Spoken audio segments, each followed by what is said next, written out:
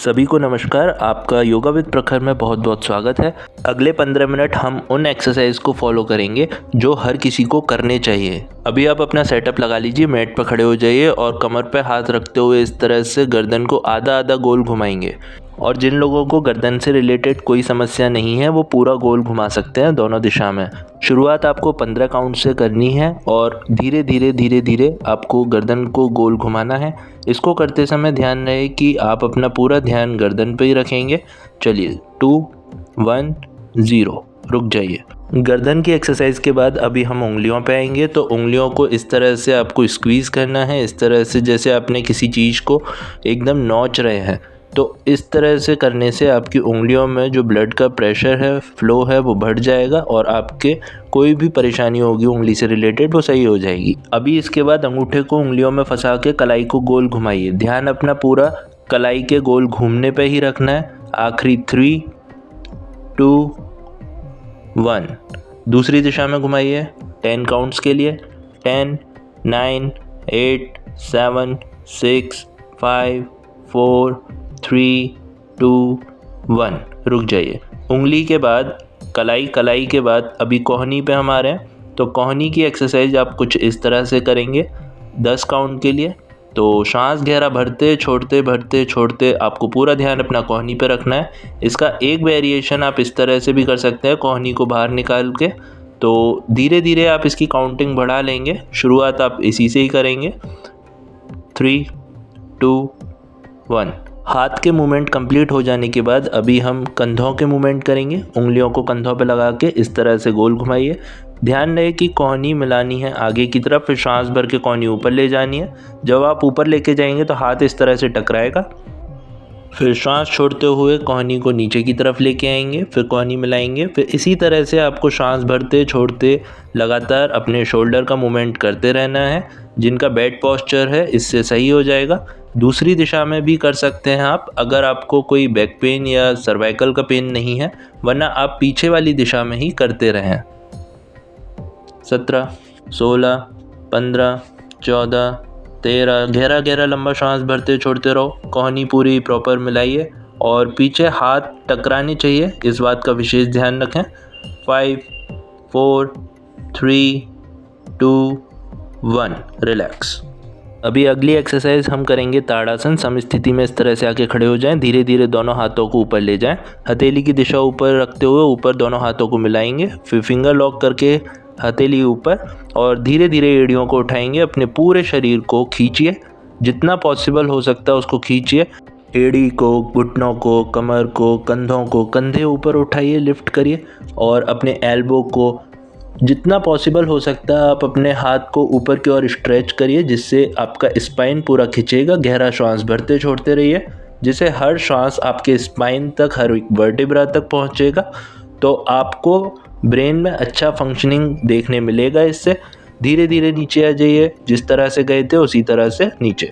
अभी अगला है वृक्षासन। एक पैर पे बैलेंस करना है। इस तरह से पैर को अरेंज कर लीजिए, दोनों हाथों को ऊपर लेके जाइए, हथेली मिला लीजिए। किसी एक पॉइंट पे फोकस करना है।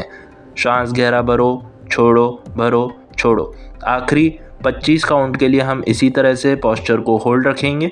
19 18 17 16 15 14 13 गहरा सांस भरते छोड़ते रहो। किसी भी एक पॉइंट पे फोकस करो। अगर बैलेंस ना बने घबराओ मत, बैलेंस बन जाएगा, उसको फोकस करो।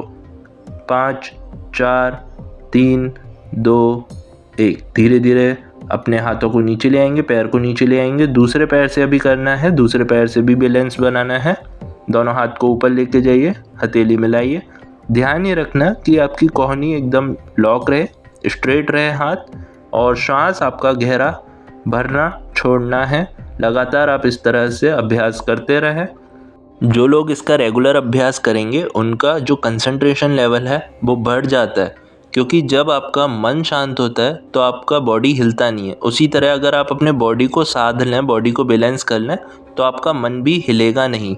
आखिरी 4 3 2 1 जिस तरह से पोस्चर में गए उसी तरह से हम वापस आ जाएंगे। अभी अगले पोस्चर के लिए तैयार। बैक बेंडिंग हमको करनी है। दोनों हाथों को इस तरह से आप प्लेस कर लेंगे। कोहनी को पास में लीजिए, शोल्डर ओपन, चेस्ट ओपन। और धीरे धीरे पीछे की ओर जाएंगे। श्वास को गहरा भरना है, छोड़ना है। अपने एंटीरियर मतलब आगे के पोस्चर पे पूरे स्ट्रेच को फील करो और जो पोस्टीरियर पोर्शन है मतलब जो पीछे वाला पोर्शन है उस पर कंप्रेशन को फील करो। गले पे खिंचाव को महसूस करो, चेस्ट पे खिंचाव को महसूस करो, पेट पे खिंचाव को महसूस करो। इसको करने से आपका जो बैक पेन है उसमें आपको आराम आ जाएगा। तो बैक पेन वाले बस इतना ध्यान रखें कि वो फॉरवर्ड बेंडिंग ना करें, बैकवर्ड वो कर सकते हैं। चलिए वापस आ जाइए, रिलैक्स करिए। अभी अगली एक्सरसाइज आपको करनी है कटी चालन। दोनों पैरों में कंधे जितनी दूरी बना के दोनों हाथों को सामने इस तरह से लेंगे। सांस छोड़ते हुए ट्विस्ट करना है, भर के बीच में आना है, छोड़ के ट्विस्ट करना है। ये आपके स्पाइन को और फ्लेक्सिबल बनाएगा।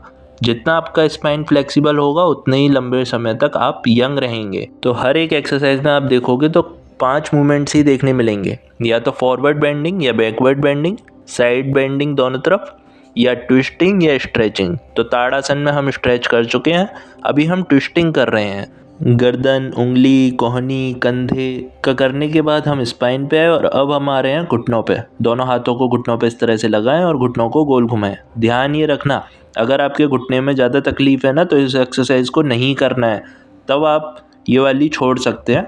और अगर आपके घुटने में कोई परेशानी नहीं है, हल्का फुल्का दर्द है, तो कोई दिक्कत नहीं है, आप इसको करो, रेगुलर करो, इससे आपके घुटने मजबूत हो जाएंगे। तो जिनके पैरों में परेशानी है वो अपनी कमर पे हाथ रख के घुटनों को आगे पीछे कर सकते हैं। चलिए अभी दूसरी दिशा में घुमाइए। श्वास गहरा भरते छोड़ते रहो, शोल्डर रिलैक्स रखो, एल्बो स्ट्रेट रखो। और ध्यान दोगे तो आपके घुटनों के साथ आपकी जो एंकल जॉइंट हैं, टखने हैं, उनकी भी एक्सरसाइज हो रही है इसमें। तो ये घुटनों के लिए और टखनों के लिए, दोनों के लिए ही अच्छा है। 2, 1 रुक जाइए। तो जैसा मैंने बताया था, जिनके घुटनों में तकलीफ़ है वो धीरे धीरे इस एक्सरसाइज को कर सकते हैं। तो ये आपके घुटनों को मजबूत बना देगा।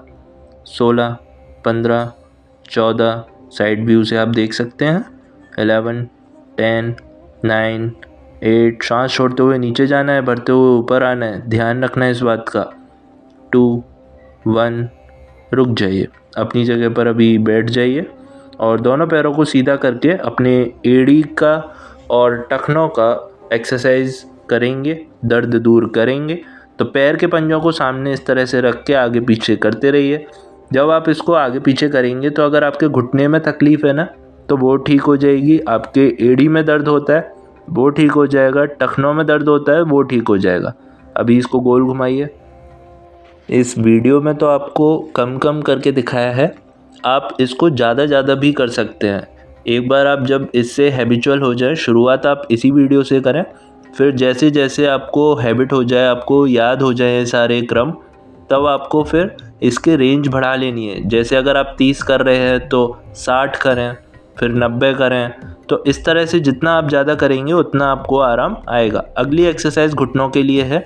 आप हाथों को इस तरह से फिंगर लॉक करके अपने घुटने के नीचे रख लें और हाथ की हथेली ज़मीन पे ही रहेगी, सिर्फ अपने एड़ी को उठा के और घुटने को टाइट करना है। चलिए इसी तरह से दूसरे पैर से भी करिए। तो ये आपको लगभग 30 से 40 बार करना है। आपके घुटने एकदम ठीक होने लग जाएंगे इससे। आप पैर की एड़ी उठाएंगे और पैर के पंजे को पीछे खींचेंगे। चलिए थकान हो गई, अभी लेट जाओ, शवासन कर रहे हैं। शोल्डर रिलैक्स, दोनों पैरों में उचित दूरी, दोनों हाथ की हथेली खुली हुई, कंधे ढीले, आंखें बंद, श्वास गहरा, सांस भरिए, श्वास छोड़िए, श्वास भरिए, श्वास छोड़िए। अभी अपने पूरे शरीर का सिर से लेके पैर तक ध्यान करिए, पूरे शरीर को महसूस करिए। शरीर को हिलाना नहीं है, सिर्फ महसूस करना है। अपना पूरा ध्यान अपने सीधे पैर के अंगूठे पे लेके आइए, पैर की चारों उंगली, पैर का निचला तलवा, एड़ी, टखना, पिंडली, घुटना, घुटने से कमर। अब इसी तरह से आप अपने दूसरे पैर पर ध्यान लेके आइए, दूसरे पैर का अंगूठा, चारों उंगली, पैर का निचला तलवा, एड़ी, टखना, पिंडली, घुटना, घुटने से कमर। पूरा ध्यान अपना सीधे हाथ पे लेके आइए, सीधे हाथ का अंगूठा, चारों उंगली, हथेली, हथेली का निचला भाग जो ज़मीन को छू रहा है, कलाई, कलाई से कोहनी, कोहनी से सीधा कंधा।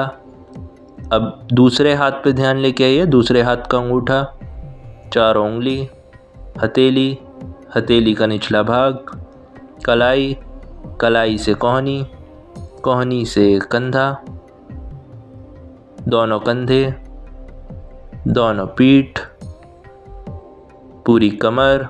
अभी अपना पूरा ध्यान पेट पे लेके आइए, पेट के फैलने सिकुड़ने को महसूस करिए, सांस को गहरा भरिए, पेट फैलेगा, सांस छोड़ेंगे, पेट सिकुड़ेगा, लगातार इसको महसूस करते रहिए। अभी पूरा ध्यान अपना चेस्ट पे लेके आइए, चेस्ट के फैलने और सिकुड़ने को महसूस करिए, गला, गर्दन, सिर, सिर में हो रहे वाइब्रेशंस को फील करिए, चेहरा, चेहरे की मांसपेशियां ढीली। सांस पे ध्यान लेके आइए। अब सांस को छेड़छाड़ नहीं करना है, सिर्फ सांस जो भीतर आ रही है उसके हवा के स्पर्श को नाक के भीतर महसूस करना है। जब सांस बाहर जाए तो उसको महसूस करिए, उसका क्या टेम्परेचर है उसको फील करिए। पूरे शरीर को एक बार ध्यान करिए, सिर से लेके पाँव तक। अब धीरे धीरे अपने हाथों को हिलाइए, पैरों को मिला लीजिए, दोनों हाथ की हथेली फिंगर लॉक करके, जैसे हम ताड़ासन में शरीर को खींचते हैं वैसे खींचिए। सांस गहरा भरिए और खींचिए। अब सांस छोड़ के करवट लेके अपनी जगह पर आपको बैठ जाना है। अभी आंखें नहीं खोलनी है, पीठ एकदम सीधी करके बैठिए और दोनों हाथों को अब ज़ोर से रगड़िए, इतनी ज़ोर से कि हथेली गर्म हो जाए। जब हथेली गर्म हो जाए उसके बाद ही आप अपनी आँखों पे इसको लगाएं। गर्माहट को अंदर आँखों के माध्यम से जाने दें और धीरे धीरे धीरे धीरे अपनी हथेलियों को देखें और चेहरे पे एक हल्की सी स्माइल रखें। चलिए अभी हम करेंगे प्राणायाम। तो प्राणायाम करने के लिए आप पीठ सीधी करके किसी भी मेडिटेटिव पोस्चर में बैठ जाएं, दोनों हाथों से इस तरह से ज्ञान मुद्रा बना लें और कंधे ढीले रहें, पीठ सीधी रहे और आपको कपालभाति लगातार करते रहना है। अब इसमें करना क्या है, आपको शुरुआत करनी है 80 काउंट से 80 और जैसे जैसे आप हैबिचुअल होते जाएंगे तो आप इसमें 90, फिर 100, फिर 120 आप स्ट्रोक्स करेंगे। जिन लोगों को कपालभाति नहीं आता वो मेरी दूसरी वीडियोस देख सकते हैं, वहाँ से आपको आइडिया लग जाएगा। इसमें भी मैं आपको एक बार बता देता हूँ कि आप अपनी नाक के पास अपनी उंगली को रखिए और इमेजिन करिए वो कैंडल है और जब आप कैंडल को बुझाएंगे तो कैसे बुझाएंगे, फूंक मार के। तो वो फूंक आपको नाक से मारनी है। तो इसको करके देखिए, जब आप इसको करेंगे तो आपको आइडिया लग जाएगा कि आपको क्या करना है।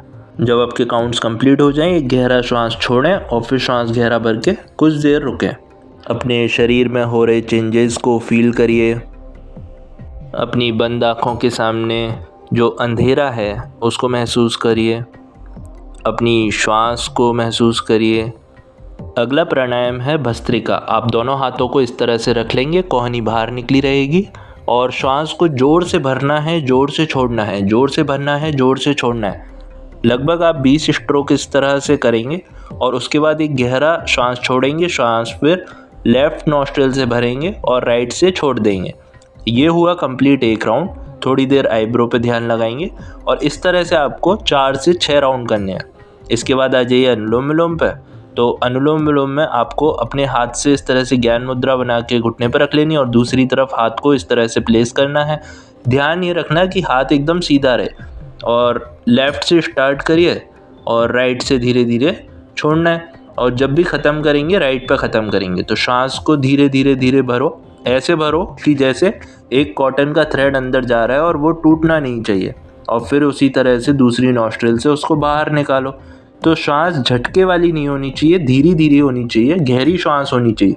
जितना सांस गहरा होगा, जितना धीमे धीमे आप सांस भरेंगे उतना आपके लिए बेनिफिट होगा। कोई भी प्राणायाम आप वीडियो के सहारे अगर कर रहे हैं तो आप वीडियो को पॉज करके या उसको वापस से थोड़ा सा पीछे करके देख सकते हैं। वीडियो लेंथी ना हो इसलिए मैंने उसको रिपीटिशन नहीं किया है। तो आप ध्यान रखें कि आपको लगातार अगर अनुलोम विलोम करना है तो कम से कम 5 से 10 मिनट ज़रूर करना है। धीरे धीरे अपनी इसमें कैपेसिटी बढ़ाएं। श्वास को आप जितना गहरा और जितनी सहजता से भरेंगे उतना ही आपका मन शांत होगा। इसलिए श्वास को आराम आराम से भरते रहिए और कोशिश करिए आप इसको ज़्यादा देर तक कर सकें। इसके बाद हम करेंगे भ्रामरी प्राणायाम। दोनों हाथों को इस तरह से अपनी बंद आँखों के सामने रख लीजिए। आपकी जो इंडेक्स फिंगर है वो आपके माथे पर रहेगी, बीच की 2 उंगलियां आपके आई पिट में रहेगी और जो छोटी उंगली है वो आपकी नॉस्ट्रिल के बाहर रहेगी। और इस तरह से आप अपने अंगूठे से कान को बंद कर लीजिए कि बाहर की आवाज़ भी सुनाई ना दे और बहुत ज़्यादा आपको प्रेशर नहीं लगाना है कान के भीतर। अब गहरा सांस भरो और फिर ओम का जैसे हम गुंजन करते हैं मुंह बंद करके आपको करना है। कैसे करना है?